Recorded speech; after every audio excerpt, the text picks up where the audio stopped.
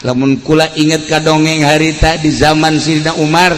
Di zaman Sayyidina Umar aya kabeleuman. Begitu aya kabeleuman di zaman Sayyidina Umar khalifah langsung jelema neangan cai berat cek Sayyidina Umar ulah di pareuman make cai. Waktu pertentangan antara masyarakat jeung Sayyidina Umar. Lain kudu di pareuman make cai. Di daerah ieu aya jelema nu teu zakat. Ulah mah nyaho? Tah tewak si eta. Hayo bawa ka dia. Si ada zakat teh moal. Geugeran. Zakat geugeran kaluarkeun. Dikaluarkeun pareun sorangan. Marham ummat sayyidina Muhammad. Allahumma anfa'na bima 'allamtana wa 'allimna ma yanfa'una wa zidna ilman. Lamun hate geus aya cahayaan. Sebab pada dasarnya jelema ngudag-udag cahaya. Namun Kangjeng Nabi dibahasakeun cahaya diudag kabeh. Sebab ieu kabeh ge tidak cahaya Kangjeng Nabi urang, Kangjeng Nabi Muhammad sallallahu alaihi wasallam. Langit tina cahaya Kangjeng, bumi tina cahaya Kangjeng, kabeh alam gunung laut, berikut hewan-hewan termasuk urang tina cahaya Kangjeng Nabi Muhammad sallallahu alaihi wasallam. Tinggal ieu di diri urang aya cahayaan teh eueuh, urang anu ngarti, urang nu nyaho, urang nu sadar ketika aya cahayaan dibere resep urang ibadah, dibere daek urang ngalaksanakeunana, dibere tenang yashrah sadrahu lil Islam. Jembar hate nomor kadua narima cek Kangjeng Nabi tina papasten. Artina narima Kangjeng Nabi tina papasten teh kumaha Allah bae lantaran hakim nu paling adil iwalti Gusti Allah Subhanahu wa taala. Ku urang apan osok dibaca alaisallahu bi ahkamil hakimi. Ulah di bejaan surat naon eta?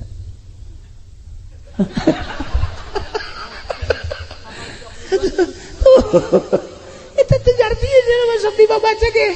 Tuh cak nu di tukang alhakumut cenah deui. Nah bejaannya na maksudna mah. Sarua ondona itu mah. Alaihissallah ya kabil hakim. Allahumma hebat na ngahukuman. Pang adil-adilna eueuh de hakim nu paling hebat Allah.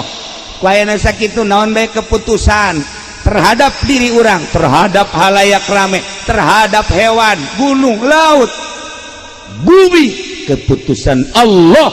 Sebab Allah teh ahkamil hakim. Urang sadar aing dijieun ku Gusti Allah model kos kieu. Nah ima urang ngaca ye ngaca dikaca ya Allah ya Rabbi ya abdi ciptaan Gusti alhamdulillah dibere kasep mun kasep teh mah dibere gelis mun gelis teh sadar tah alhamdulillah loba tah manu kitu mah tah. Begitu aja pending ngaca aing jore amatnya ceknya ambil jeung nu di Cisoka akur di mana ka di Cisoka teh tuh solear si wanyahoan. Begitu ngaca teh ieu mah akur jeung di solear main mah ngan buntutan doang atuh buntutan ge nu kadeuleuh tuh kadeuleuh mah aya ge sabenerna. Nah iya lamun aya jelema ngaca aing jore amat sih Gusti kunaon si abdi diciptakeun jore tah eta jelema henteu sadar kana papasten ti Gusti Allah panghese-hesena teh sadar jambal kebal di alam dunia ini sakit geus alhamdulillah dijadikeun jelema aing geus bae sakitu ngeunaheun jadina tenang kana pikiran teh keur ngaji mah balik bae ka imang ngaca jore amat aing ye. Tuh coba gitu ketika orang dibere jadi pedagang haju untung baik alhamdulillah ya Allah ya Rabbi maha kaya Gusti alhamdulillah karasa ku abdi kakayaan Gusti abdi dagang untung baik dikocorkeun beureun kakayaan Gusti ka abdi loba teh manu kitu mah tapi begitu nyana dagang haju rugi deh Gusti ieu kumaha sih urusanana. Ieu kunaon ieu kok abdi dagang tapi rugi deui ye coba atuh ka Gusti kos kitu tah eta ngaranna henteu sadar kana papas teh eta cahayaan hatena cahayaan wa malam yajalillahu lahu nura di mana ku Gusti Allah henteu diberi cahaya famalahum min nur cahayaan di mana cahayaan eta kos kitu tadi tanu mandak urang kudu ngawauhan nu sugih hirup mah kudu ngawauhan nu sugih sebab aya nu sugih nya nama hayang dipentak bae lamun henteu mentak kanyana bendung lah resep aja eta nu sugih eta mah tah tuh hayangna dipentak bahkan teu dipentak ge sok mere bae nah nu sugih eta teh deuketan ku urang bahkan lamun urang mentak anu sejen nya nama bendung tah deuketan tah nu sugih eta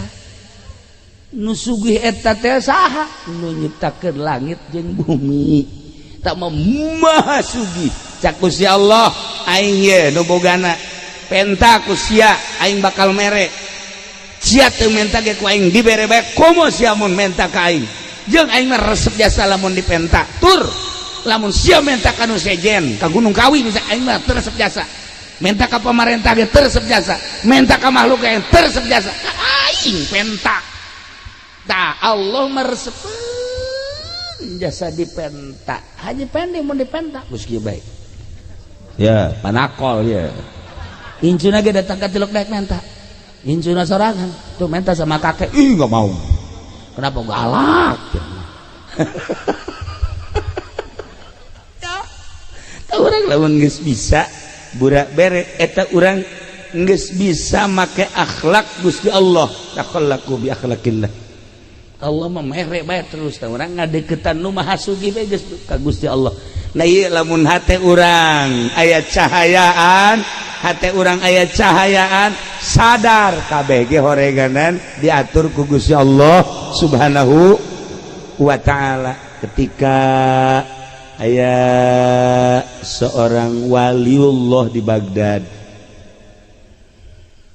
Begitu manehanna keur di Baghdad ternyata horenganan di daerah Tartar keur perang terus perang nyana ngadenge begitu nyana ngadenge eta peperangan geus mah awewe pararae sipil-sipil masyarakat teh budak leutik ke parae nyana ngomong kieu ka Gusti atuh kunaon eta diperangkeun sehingga eta para raeh masyarakat emang eueuh nu ibadah emang eueuh nu sok udang ti peuting emang eueuh wali pan beureun aya wali maot aya ulama maot kudu maotkeun aya diperangkeun ku Gusti langsung nyana peutingna sare barang sare ngimpi kapanggih jeung hiji jelema make jubah terus nyekelan surat eta dibabawa bae begitu dibabawa kapanggih teh jeung nyana ieu surat naon eta? Ieu surat ti Gusti Allah. Coba tah pang bacakeun. Begitu dibaca dina tulisanana aya da'il i'tirad tinggalkeun ku maneh ngalawan Allah. Tinggalkeun ku maneh nentang ka Allah. Dibaca tah ku nyana sebab Allah mah pang adil-adilna. Eta memperangkeun urusan aing, gempa urusan aing, banjir urusan aing, angin urusan aing. Sia bae urusan sia cak Gusti Allah ulah sok nentang-nentang ka aing make jeung tatanya make jeung diperangkeun loba budak pararae loba manusia pararae aya kiaian aya walian urusan aing tah mah sia urusan sia geus datang ka mana sia dumadeheus ka aing hudangnyana masyaallah kaget nyana dicarekan ku Gusti Allah langsung ditegor make surat model tadi wali mah kos kitu impianana teh hebat aing ngadenge haji pendi mangimpi teh ya Allah ya Rabbi diudag-udag genderuwo aya ngimpi kos kitu eta aya deui cenah mangimpi naik ka gunung ragal paling hebat cenah mah ngimpi diudag-udag anjing sageusna diudag anjing ngajunya na kagang geus kagang haju hayang kiih manggih sumbur maju kiih ngompol eta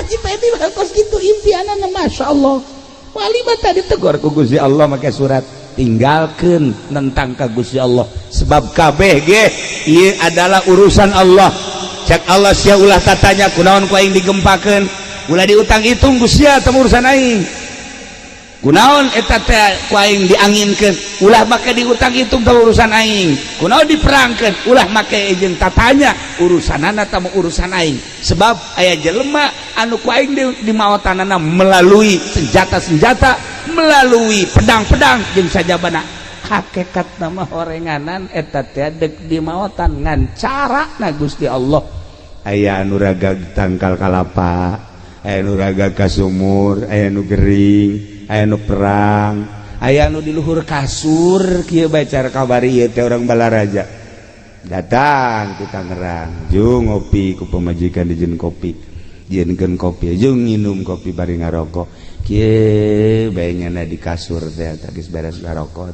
lah aya meureunanan bangsa 20 menit mah pamajikanna ka dinya deui ditoelan ku pamajikan kaji oya gabe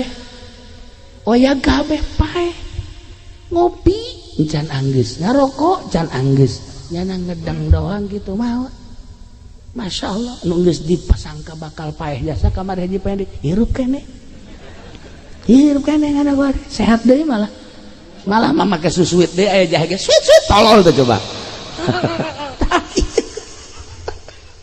lah ieu urusan Allah.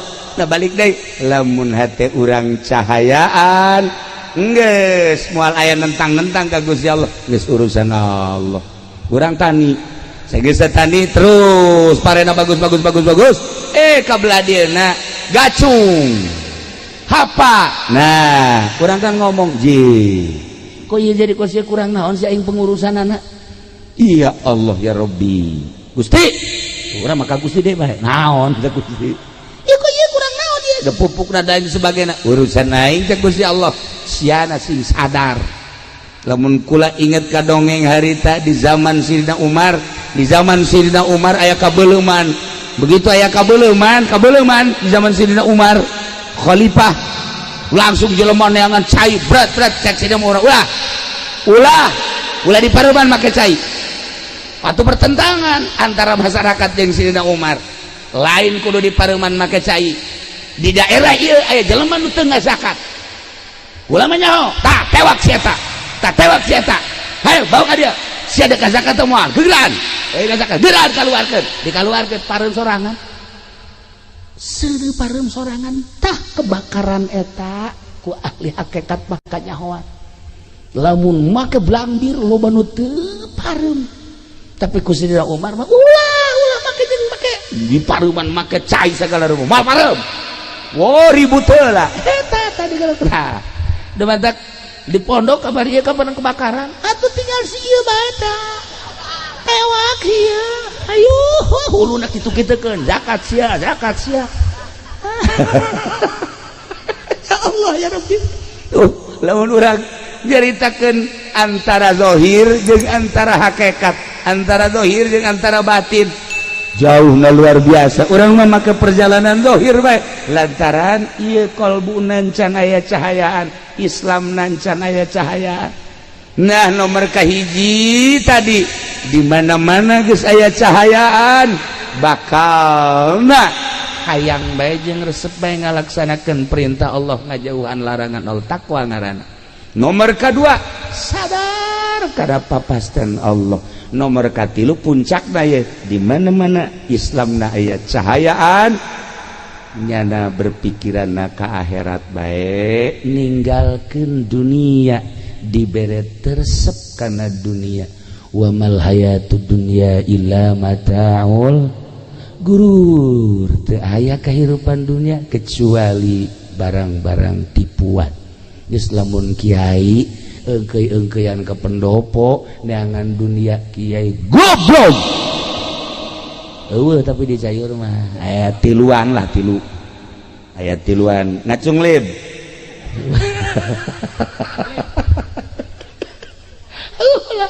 ulah neangan dunia abong-abong bisa ngaji abong-abong bisa baca Quran abong-abong nyaho hukum dipamerkeun pake neangan dunia eueuh cahayaan kiai tinggal kiai berarti ieu eueuh cahayaan tah Islamna encan puguh ngajamin ilmu nungtun kadang-kadang ilmu mawa ka neraka lamun ilmuna jadi hijab tina cahaya Nailah para jamaah kaum muslimin wal muslimat rahimakumullah, balikan deui inna dina indallahil Islam, saenyana agama leuwih pikaridho ku Gusti Allah adalah agama Islam.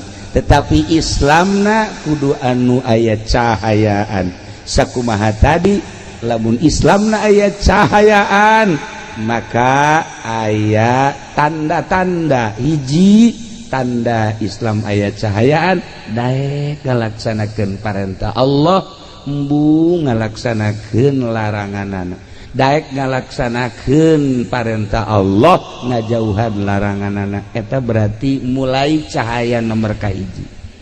Lamun naik cahaya nomor kadua, sadar karena putusan Allah di diri urang, atau soal harta, atau soal penyakit, atau soal naon bae nu patali jeung diri urang, atau jeung batur tilok cegekan sebab kabeh ge geus aya tidak keputusan Allah subhanahu wa ta'ala. Alaihissallah bi ahkamil hakimin. Cahaya nomor katilu ialah cahaya anu bener-bener mantep sehingga pikiranana langsung baik ke alam akhirat.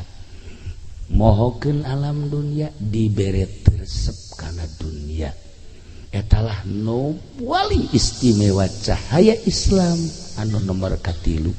Geus urang mimitian tina awal carana kumaha supaya cahayaan eta teh tadi cak Kangjeng Nabi geus encan maneh ngalaksanakeun hak Allah. Daon ialah mempersiapkeun jang maot, mebeh datangna maot. Eta adalah memerlukan cahaya. Di mana orang sholat berarti orang mempersiapkan jang maut. Orang ngazakat mempersiapkan jang maut. Orang puasa mempersiapkan jang maut. Orang haji mempersiapkan jang maut. Orang baca Quran mempersiapkan jang maut. Orang tahajud, orang duha, zikir, maca sholawat, berbagai kehadean-kehadean yakni ngalaksanakeun ibadah, eta adalah jang mempersiapkan maut, mebeh datang maut. Berarti geus aya cahaya. Nah, tapi cak Kangjeng Nabi tadi teh inggis sanajan urang ibadah bae tetapi eueuh cahayaan ngan meunang capek doang. Ngan meunang capek doang tak perluna cahaya. Kos kumaha sih cak para sahabat Gusti Rasul eta meunang capek doang. Nah henteu nyaho kana keagungan Gusti Allah. Lamun urang ibadah teu nyaho kana keagungan Gusti Allah, naon bedana jeung salat budak leutik. Budak leutik ku salat mah salat bae pan teteh ge kana salat ge. Jatuh jahueun karena agungna Gusti Allah. Sok geura teangan budak leutik lamun taraweh teh Haji Pendi salat tarawehna masa sih babaturan keur sujud di kitu-kitu pelerna. Eta kan berarti budak leutik sama salat kos kitu Bang. Giliran nya ndek diuk diteuneunnan paratina kol bedug di dieu tah. Atuh kumaha eta karena salat budak leutik teh nyaho keagungan Gusti Allah. Sadajan capek ibadah lantaran teu nyaho kana keagungan Gusti Allah, ongkos salatna budak leutik eueuh nanaonan. Jadi kudu urang teh memperhatikan kemaha agungan Gusti Allah subhanahu wa ta'ala. Nah anu mantap ibadahna ulah aya muatan-muatan. Geus kunaon eta getolamat maca shalawat, dagang karung abeh laku. Da eta ngaranna ibadah eueuh nanaonan kos kitu. Capek kata ibadah kos kitu. Capek pen. Ulah kitu ada. Atuh. Sakalina maca sholawat, maca kulhu, kukulak wanita maca kulhu kabari bulan rawah maca kulhu ngaji, dibaca bae ku nyanes. Ditanya, ngaji maca kulhu.